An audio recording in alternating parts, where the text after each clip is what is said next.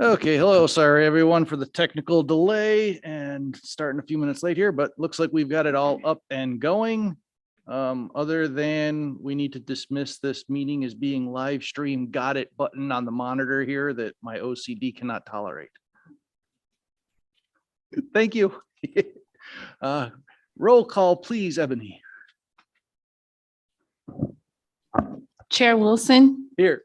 Vice Chair Waugh, Here. Trustee Rogers, Trustee Foyt, Trustee Raymaker, Here. Trustee Ortiz, Here. Trustee Haran, Here. Trustee Whiteley, Here. Trustee Melendrez, Here. and Trustee Benavidez. Here. Oh, and we have a quorum, Chair. Thank you. Everyone, please stand for the Pledge of Allegiance. I pledge allegiance to the flag of the United States of America and to the republic for which it stands, one nation, under God, indivisible, with liberty and justice for all. Great. Thank you. And next up, I believe we do not have any public comments signed up at this time. Is that still true? Great. Okay, so then no public comment. We will move on to item 3. Betsy's here, so we can keep it in that order. Okay. Motion to accept the agenda. Move to approve. All in favor? Aye. Aye. Okay, agenda is approved. And item 4, approval of the minutes. Move to approve. All in favor? Aye. Aye. Opposed? Motion carries. Okay, and chair's report, a couple of quick things. It's committee assignment time. So just to the rest of the board, I'll be handing out the committee assignments. Give a quick reminder from what we have now: finance and audit, chaired by Dr. Rogers with Trustee Benavidez, Raymaker, and Waugh. Risk management, chaired by Sandra Raymaker with Trustee Melendez and Duran, and bylaws committee chaired by Nathaniel Waugh with Trustee Rogers, Melendez, and Raymaker. If anybody would like to be added to a committee, removed from a committee, whatever, just shoot me an email and I'll appoint them before our next meeting. So wherever you want to be, everyone's welcome. Just let me know. And if everybody's happy where they are, also let me know. And that'll make it easy. Next thing is, we're going to go on to reports. I just wanted to make sure that in the midst of the reports, we're going to have Betsy and Mr. Vino and Betsy Ward come up and fill us in a little bit about the branding campaign. Just get that out of the way. So this way, as we're asking questions about the reports, they're going to kind of give a report on that that's additional to the paper reports. So we can get all the questions out of the way following that. So if I could please ask the two of you to come up and fill us in, and then we'll go on to any report questions for everyone from there.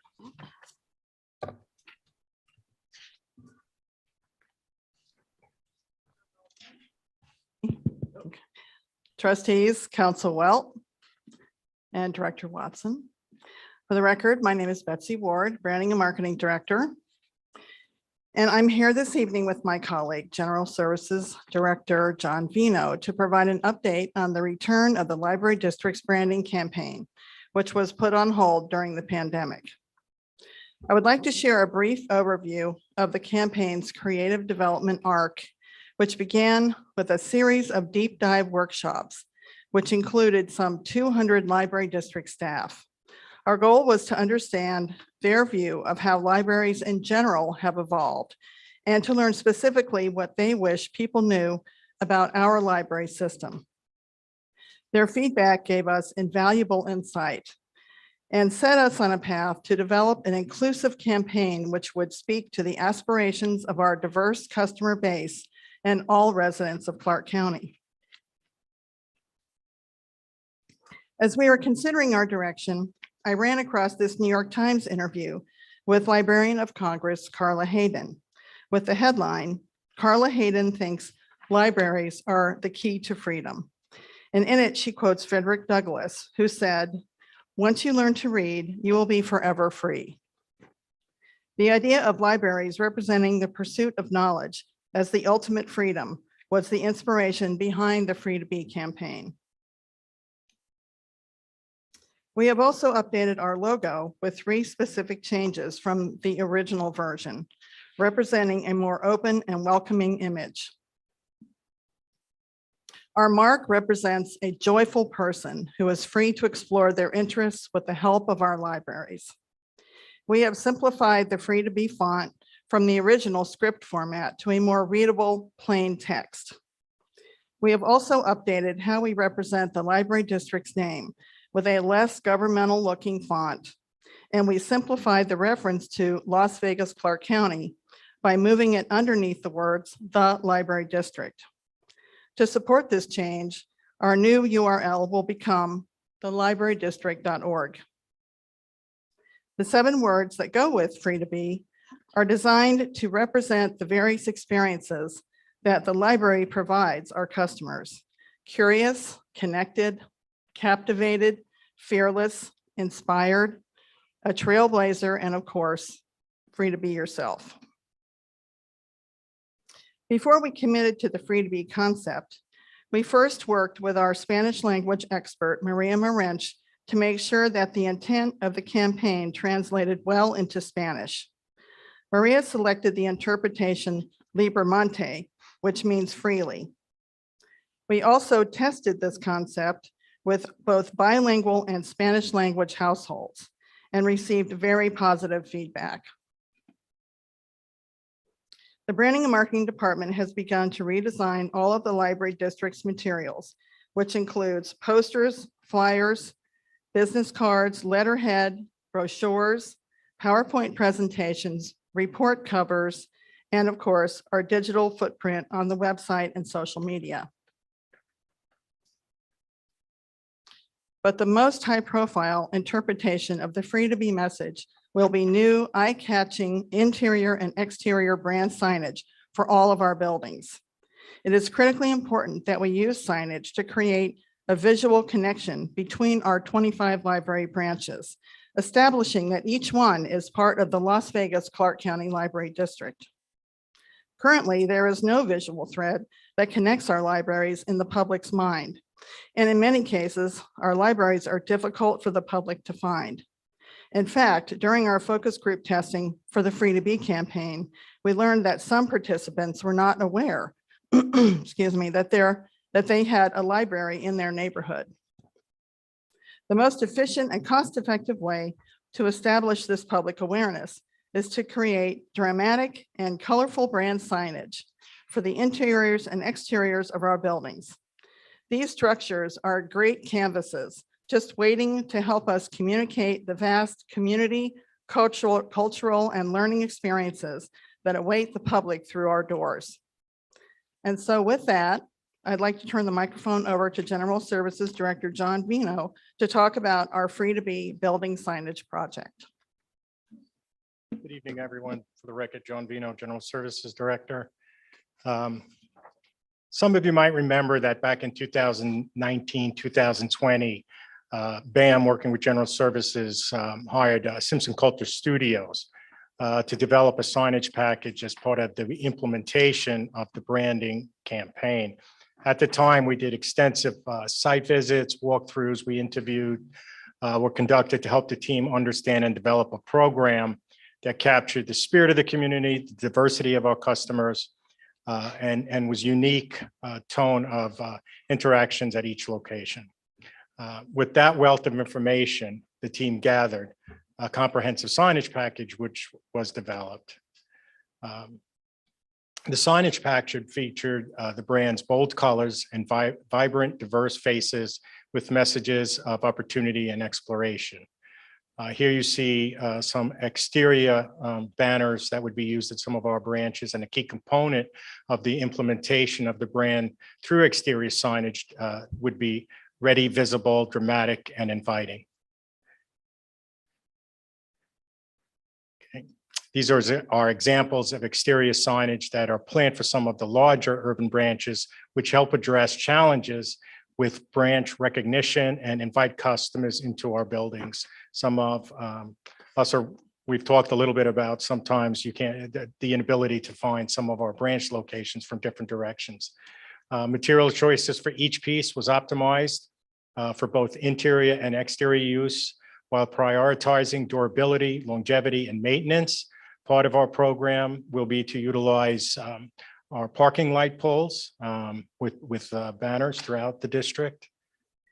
Here you see interior banners. The package was designed so that interior of each branch would have enough brand reinforcement to provide unity of identity throughout the library district from the moment one enters the branch to the moment they exit. The design solutions are cost-effective to allow the district to update the signage as needed. And here you see some plans for the East Las Vegas Library. Signage on both sides of the entrance as you walk up, as well as the use of interior signage on our high spaces, as well as utilizing some of our poles throughout for flags. Here you see the Rainbow Library, again, representing the use of banners. A little hard to see here, but the rainbow has a great representation as you drive up Cheyenne, but a lot of people don't know what that building is off to the left. So this is a great example of how exterior signage can draw the eye to a building like the Rainbow Library, which is set back off a busy street. Here you see some interior representation. You know, Rainbow has very, very high ceilings, which will allow us to put large interior banners in its interior. The infrastructure that houses the signage on all buildings is durable and easy to maintain. In the case of West Las Vegas Library, the signage is flexible enough to be repurposed into a new branch location. It really holds through to all the branches where we have renovations planned over the next couple of years. The style of the branding is very versatile. Here you can see how we would put some signage up for the theater at West Las Vegas, interior of West Las Vegas. Signage is proportional to the scale of each branch and will vary by location. So Sahara West Library, one of our largest branches, has extensive signage throughout, including very large banners as you walk up through the plaza for branding. We had an agreement with the city to put up signage in the outside mediums that go up Sahara West, and we're going to try to reactivate that agreement and use the medium signage. The poles are still up, so we're looking forward to getting that signage out on the Sahara West side. And this just shows how empty space that is currently empty can be utilized to brand our message as you walk into a building, Sahara West entrance. Each installation was specifically selected to keep the signs out of reach of the public. The goal was also to avoid interference with air supplies or sprinkler systems and to ensure that it doesn't block interior views or natural lighting. And we've gone through, and the outlying branches are also well represented in terms of similar signage, both on the exterior as well as the interior. You'll see some of the smaller branches, like our GOODSPRINGS, has really good representation on the outside of the branch. Some of our branches, which are in community centers and don't have a lot of signage independent to the district, will get its own branding on the outside of the library. Sandy Valley. So as I mentioned, the project was originally bid in April of 2020 to hire a sign company that could manage not only the production, but the installation of our building brand signage. However, due to COVID and the resulting budget considerations, the project was placed on hold. Under the guidance of Director Watson, the General Services and Branding and Marketing Departments are working again with Simpson Coulter to update the plan and the existing design and the bid package. We anticipate release of the bid by mid-August 2022 and expect to award the winning bid in early October 2022. And I anticipate bringing it to the board for their approval during the October meeting. There is a second part at the board's request and at Director Watson's request. General Services has also been tasked with auditing the exterior wayfinding signage throughout the district. Funds have been allocated and approved to permit general services to review and adjust exterior library district signs where needed. This will include regulatory signs, building identifications, vehicle and pedestrian wayfinding signs, as well as building and parking lot signs. We had developed monument or pylon signs as part of branding. As a matter of fact, the one on the right is right outside. You might have seen it, the East Las Vegas digital sign. So we will be also conducting a full assessment of all our permanent and temporary signage to ensure that the design standards and locations and the visibility are all uniform across the district.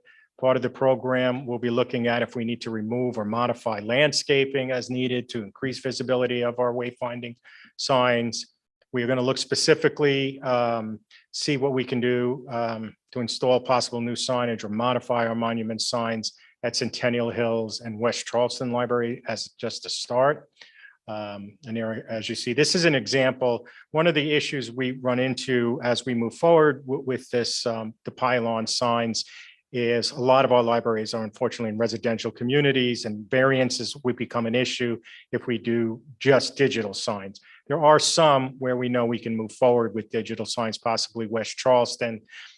Places like Spring Valley will just have a static sign. Sunrise Libraries, they're just too in residential communities for us to put digital signage up. We will also be looking very closely at lighting review. It is our intent to make sure that our exterior signage is as bright and easy to see at night as it is during the day, especially with LED technology today.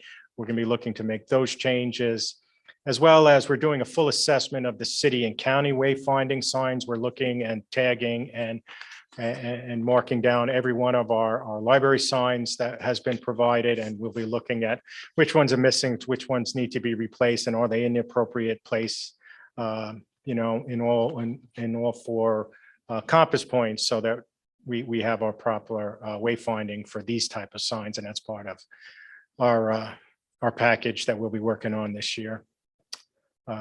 Thank you, and I'm sure Betsy, as well as I, would be happy to answer any questions. Thank you very much. I'm not usually one to talk a lot, but on this particular thing, I just have to chime in with a few thoughts of importance. When I first joined this board, the board that I was not part of yet had just approved the expenditures and all of this package. And within a couple of weeks of me joining the board, I was brought in a room and shown this whole wonderful rebranding campaign. And it got me so excited about the library. And then the pandemic killed this thing, and it's been sitting on a shelf since. And I've been anxiously drooling and chomping at the bit, waiting for the day that we could dust this off and roll it out again. And a couple of meetings ago when we were at Centennial, ironically, and I'm thinking about it going, hey, we're now approving this new branch. What a perfect time to get the signing going in connection with that, because why put old stuff on new building? That same day, my mother happened to try to find that branch for an unrelated thing. And I spent an hour getting yelled at because she was driving around in circles, not able to find it. And to see this come out of the woodwork again, I can't thank Kelvin, Betsy, Mr. Vino enough. I even encourage that where you say it's impossible or difficult to get the variances, maybe, you know, hint and nudge where we can try and, you know, beg and plead as board members to go down there and beg these people to let us serve their community better. I know I'd be willing to go try my darndest and help, but this is something we've long needed, and I am so excited to see everyone moving forward at it. So I'll shut up now and turn it over to the rest of the board for questions on any reports, whether it be this or any other reports you'd like to pull forward. So start online and go from there.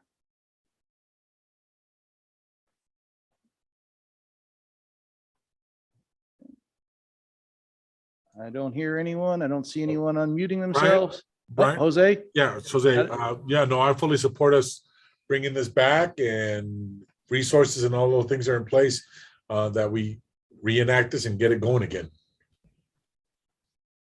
I liked it the first time it was presented.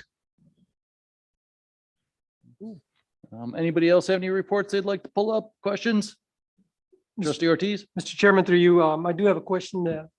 First of all, I fully support the signage, and I definitely like the colors because it's time to get rid of the traditional gray and white stuff, you know. Having worked in the city, I do understand that some of these buildings we're going to have to pay for on-premise signage because that's a change in the zone. Are you ready? Do you have an idea what that's going to run yet or not yet? We don't, we bid the project once. We're currently looking to see what impact the current service shortages and everything will have on it. And we're reworking the whole bid to allow us to have a matrix. Last time I was kind of bid, you know, if we want 22 of these particular signs. This time we're bidding by branch and getting a bid both interior and exterior, which will allow us to roll it out and make decisions based on, you know, how we want to roll it out. So it's going to be a lot more benefit to us. So I know the variances, they're different by location. Some may be only daytime, you know, no nighttime.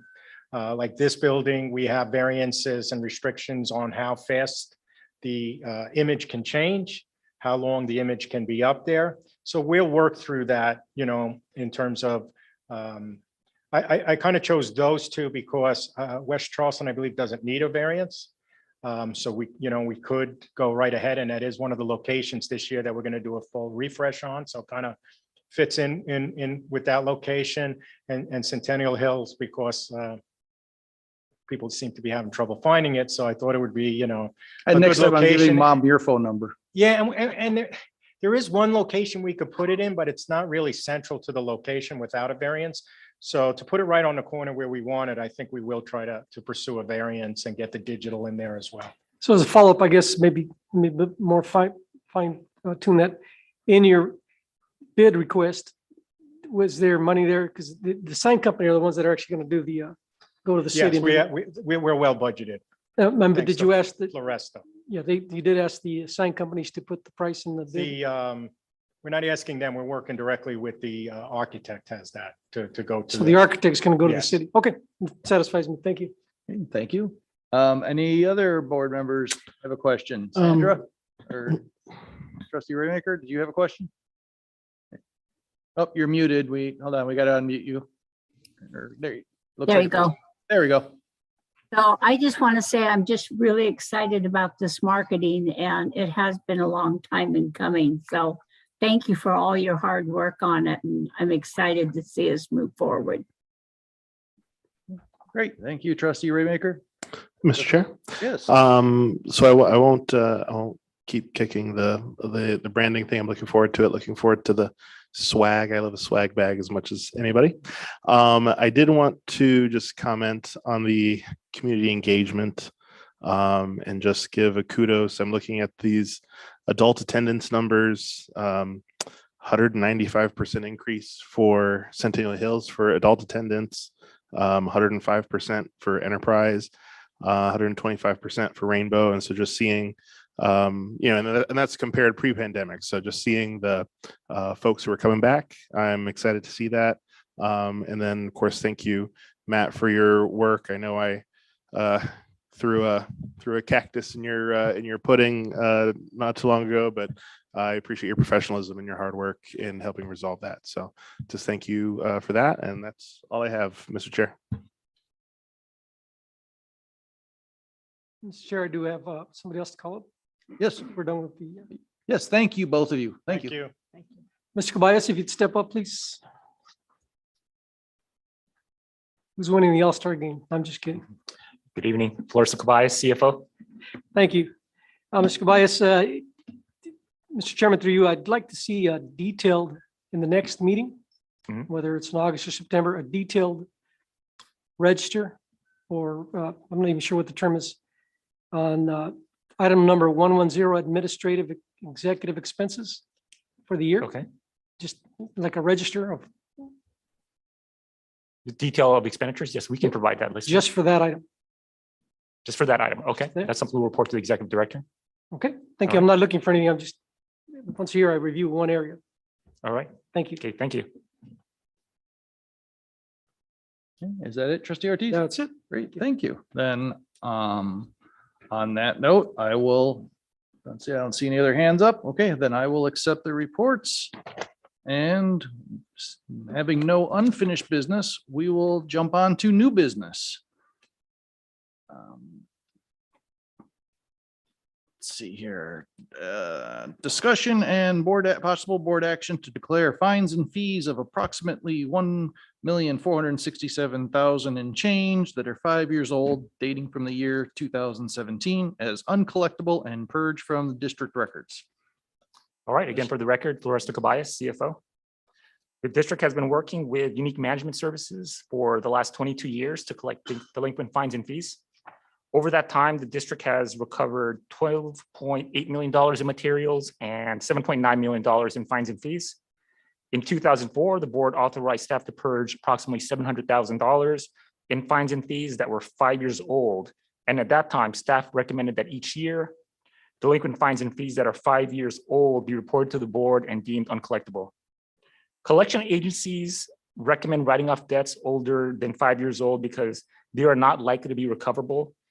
And collecting most of this debt is unlikely because of its age and the likelihood that these individuals have moved away. So today, staff is again recommending that the board declare fines and fees of $1,467,132.78 as uncollectible, dating from the year 2017, and authorize staff to purge them from the district records. Mr. Chair, Yes.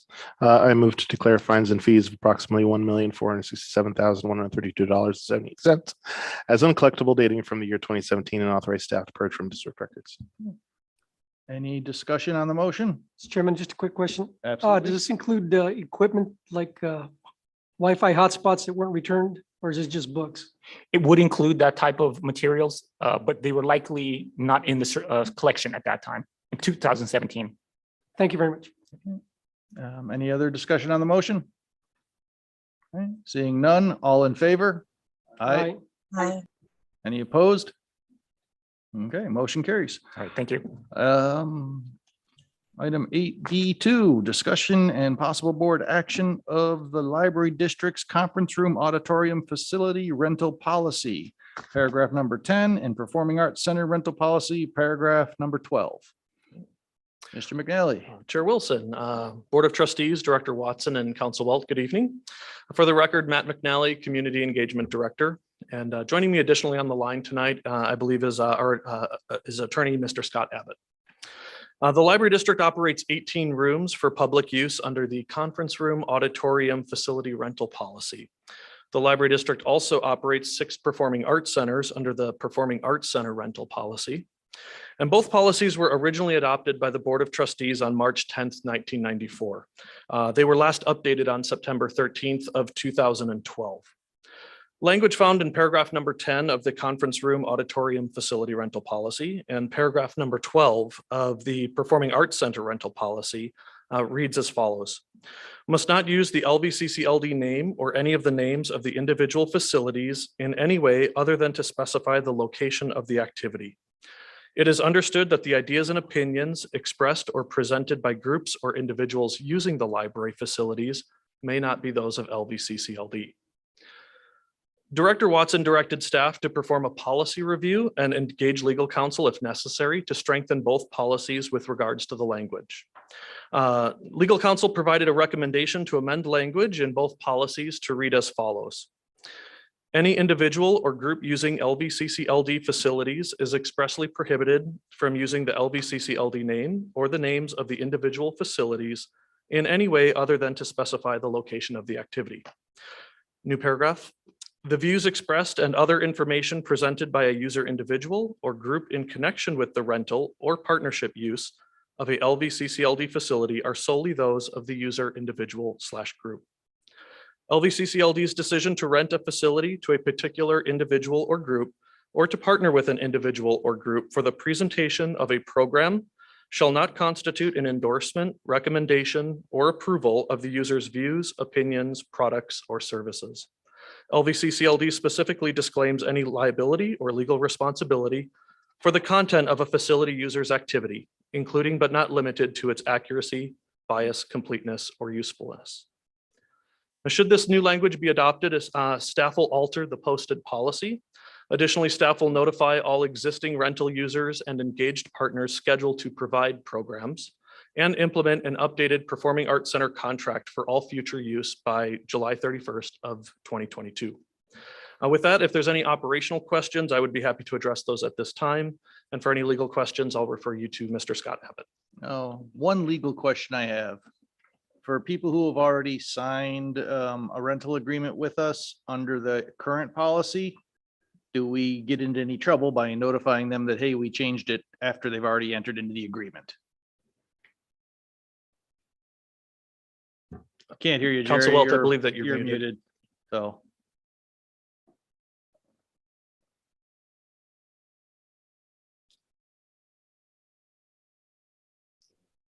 There we How go. about now? Yep.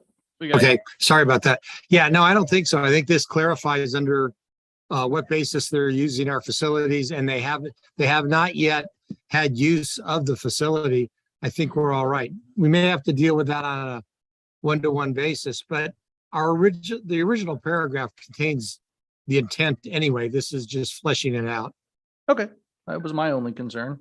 Mr. Chair, Yes, I move to authorize staff to amend paragraph 10 of the conference room auditorium facility rental policy and paragraph 12 of the Performing Arts Center rental policy to include the facility user prohibitions and disclaimers as recommended by legal counsel. motion by Second. trustee. Chair, I have a question.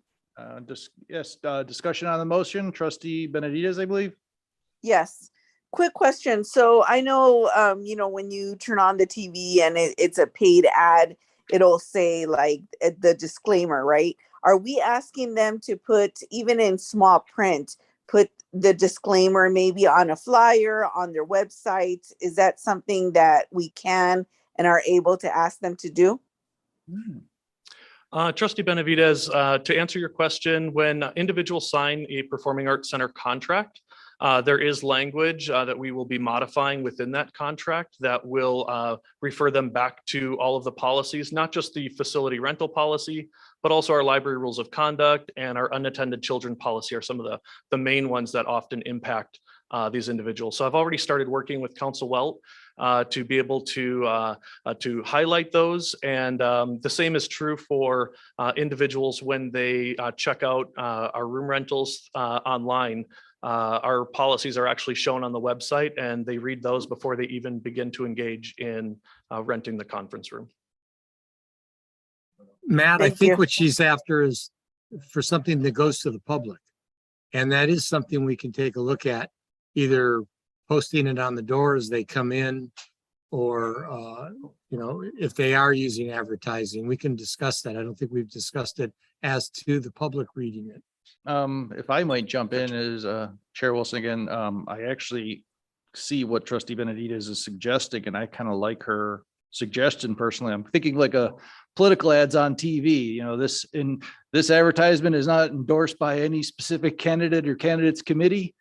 Can we make this policy here, have something in that right now, we're already saying that the only time they can mention the library is to give the location.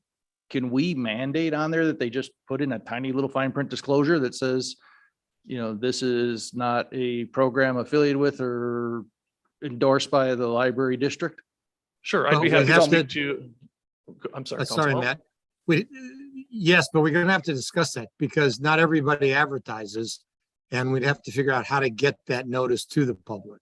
So it may. No, be no, I posting mean, just on- for advertisements, tack it on to this for any advertisement, because my understanding of this policy that we're reading here, it says when they advertise, they can only mention the library as far as the address.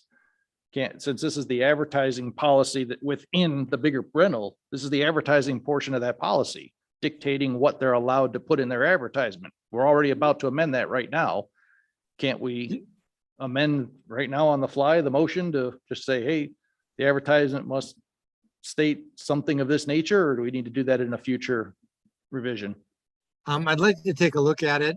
I think you can give us direction, so you could amend this to that it would include language to the public carrying out the thoughts of this paragraph, and then Matt and I can come up with the specific language and how we accomplish it.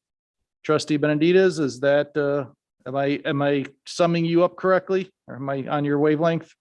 Yes, I just think even if it's in small print where you're naming the specific library, the address, and then in very small print, something to whereabouts of it's not endorsed, or, just like it's the wording that we had spoken about earlier. So my question, I guess, for you, Jerry, on that point though, is so we don't, as a district, we don't approve people's advertisements. So if we say that that needs to be on there and they don't do it, so do we kick them out? Or, I mean, I guess it's kind of like, if we put it in there, how do we enforce it? Well, I don't think it's so much that first of all, they can't use the facility again in the future, but it's not so much an enforcement as it is, if you pardon the expression, CYA. So it's us requiring it. If they don't do it, there's not much we can do. We're not in the enforcement program. So it's stating what our policy is. And when you use our facility, what we require of you. It's the same thing as we can't tell what they're going to do once they're in there. We tell them what the parameters are, but our real only remedy is to refuse admission afterwards. Unless I'm missing something. No, I would agree with what you said. So, Mr. Chair, I'll amend my motion to. Do you want me to reread all the other stuff that's already in here? No. With original that motion plus. with that stuff, plus directing Director McNally and Council Welt to explore language requiring disclaimers on users, advertisements, and marketing materials. Any further discussion on the amended motion? Seeing none, all in favor? Aye. Any opposed? Okay, motion approved. Thank you. Thank you. Next up, the public hearing regarding the proposed interlocal agreement for the transfer of the West Las Vegas building and related improvements to the city of Las Vegas, and a motion to authorize staff to enter into the local agreement. And if I'm not messing this up, I believe we need a motion to open this specific public hearing, section of the public hearing. Correct. Okay, if somebody would please give me such a motion. Mr. Chairman, I would move to convene the public hearing regarding the proposed interlocal agreement for the transfer of the West Las Vegas Library building and related improvements to the city of Las Vegas. Following public testimony, a motion is required to close the public hearing on the proposed interlocal agreement. That is the motion, Mr. Chair. Motion by trustee Ortiz, all in favor? Aye. Aye. Motion carries, and on to the item. Good evening, everyone. John Vino, General Services Director. Public notice was given in the Las Vegas Review-Journal on June 26th and 27th at the Board of Trustees of the Las Vegas Clark County Library District. The board has adopted a resolution to transfer the West Las Vegas Library Building and related improvements located on Assessors Parcel APN 139-21-703-019 and 0120 at 951 West Lake Mead Boulevard, Las Vegas, Clark County, Nevada, 89106 to the city of Las Vegas in exchange for approximately 5.25 acres of city of Las Vegas owned vacant property, assesses parcels number APN 139-21-313-014, 139-21-313-028, and a portion of APN 139-21-313-019, located on Martin Luther King Boulevard and Mount Moriah Drive. A capital contribution and other considerations from the city of Las Vegas for construction of the new West Las Vegas Library by the Las Vegas Clark County Library District. The terms of the proposed exchange are set forth in the in an interlocal contract for the transfer of land between the city of Las Vegas and the Las Vegas Clark County Library District. The proposed interlocal agreement pursuant to NRS 277.50, a governing body of a political subdivision may exchange real property to another government entity without advertising for public bids on such terms as authorized by the board after holding a public hearing at which objections by the public may be heard. the board set the public hearing for any objections to the proposed interlocal agreement for Thursday, July 14th, 2022 at 5 p.m. at the East Las Vegas Library, 2851 East Bonanza Road, Las Vegas, Nevada, 89101, during the regular board meeting.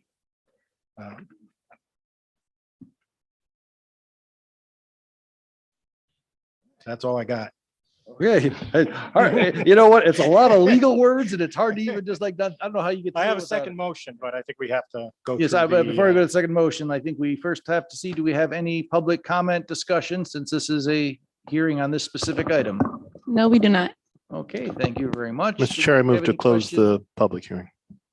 Motion to close the public hearing. All in favor? Aye. Aye. Aye. Okay. Motion carries. And on to the next motion we have here. Who would like to take that? Dr. Rogers, would you like to? I think Dr. Rogers. should- Sure. I motion to approve the terms and to authorize staff to enter into an interlocal agreement with the city of Las Vegas for the exchange of the West Las Vegas Library building and related improvements for city-owned parcel, capital contribution, and other consideration for the construction of the newest West Las Vegas Library, subject to final review of agreement by council and completion of the due diligence. Second. Okay, motion by trustee Rogers, second by Wah. Is there any discussion on the motion? Mr. Chairman, just a quick comment. Trustee Ortiz? Thank you, Mr. Chairman. First of all, this has probably been 6 years in the making. Congratulations to the staff, to Dr. Rogers, Kelvin, who came in last year. We're going to knock it out of the park. We're going to be very proud of this library, and to the residents that are watching, you're going to enjoy a great product that our staff is bringing to you. New is always good. Change is always good. Technology has forced us to do different things, parking, just everything about this site is just better. And we hope that you'll continue to engage with us. This is for the public, continue to engage with us and celebrate with us when the grand opening occurs. Thank you, Mr. Chairman. Thank you. Any other discussion on the motion? Seeing none, all in favor? Aye. Aye. Aye. Any opposed?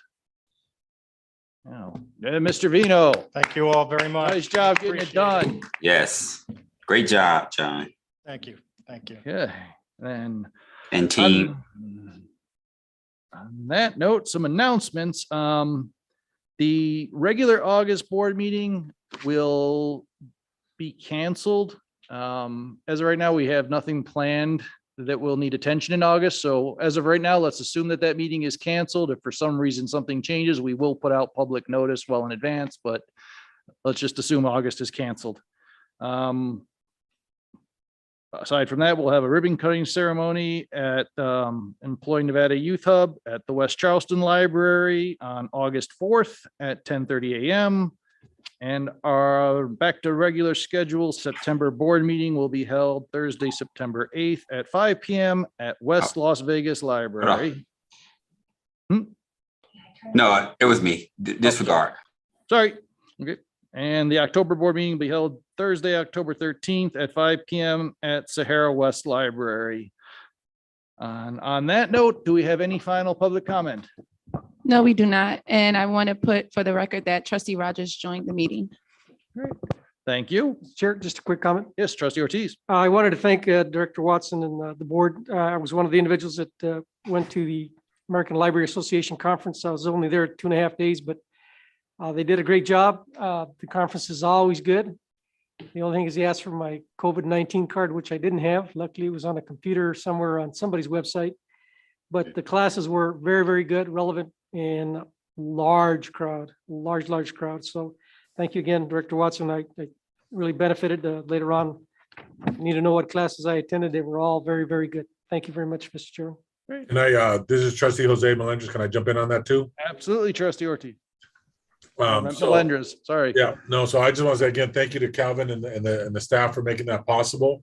I attended several of the DEI workshops, diversity and equity, and it was really, from the previous ALA conference that I've been to, it was really refreshing to see. It seemed to be like this time around, there was a large priority on that. even with the vendors. There seem to be a lot of diversity and equity type focused publications and materials. The workshops that I got to attend were excellent. There's a lot of really great conversations regarding, I attended some of the workshops with diversifying your board, and there was some really great conversations there. So again, thank you for the opportunity to attend the conference.